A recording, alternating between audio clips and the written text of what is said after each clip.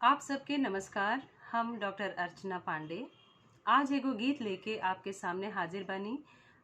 गीत में किसान आंदोलन के प्रति एगो चिंता बा, एगो मंशा बा, एगो आशा बा कि जल्द से जल्द ई गतिरोध खत्म होखे, किसान अपना घरे जास, सरकार अपना नीति के आगे बढ़ावे। 60 दिन से ऊपर हो गईल बा भूखे प्यासे किसान सिंघू बॉर्डर पर जौना स्थिति में बालो, ई देश खातिर एगो अच्छा बात नहीं खे। गीत सुनी। काहे परल बाया ठान आ बिठान, हमरा ही देश के किसान।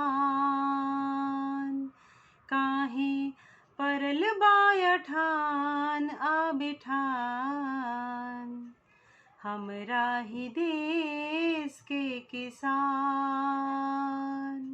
दिन कतना चली ई घमसान,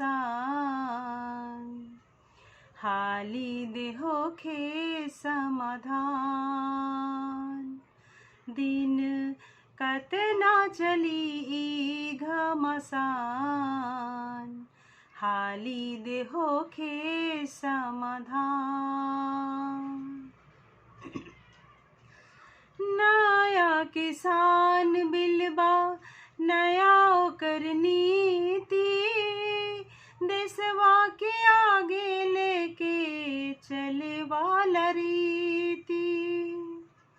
नया किसान बिलबा नया ओकर नीति, देशवा के आगे लेके चले वाला रीति। काहे बीजू का गोरे खरिहान, काहे बीजू का गोरे खरिहान। धूमिल भइल बायरमान, काहे बीजू का गोरे खरिहान। धूमिल भइल बायरमान, काहे परल बाया ठान आ बिठान। हमरा ही देश के किसान।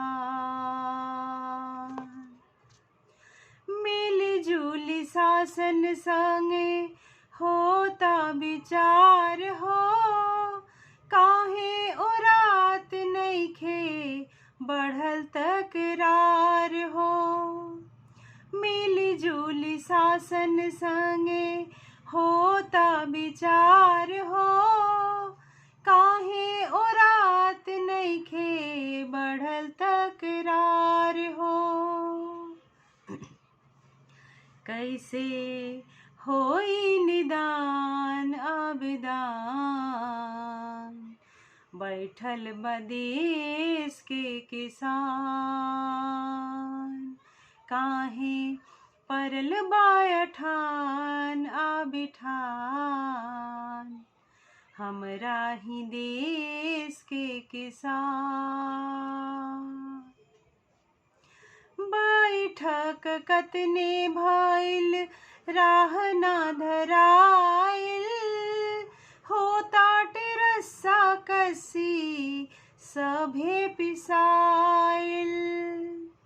बैठक कतने भइल राह ना धराइल, होता टेरस्सा कसी सभे पिसाइल। जल्दी छाटे सब व्यवधान, जल्दी छाटे सब व्यवधान। ठिठुरता देश के किसान, जल्दी छाटे सब व्यवधान।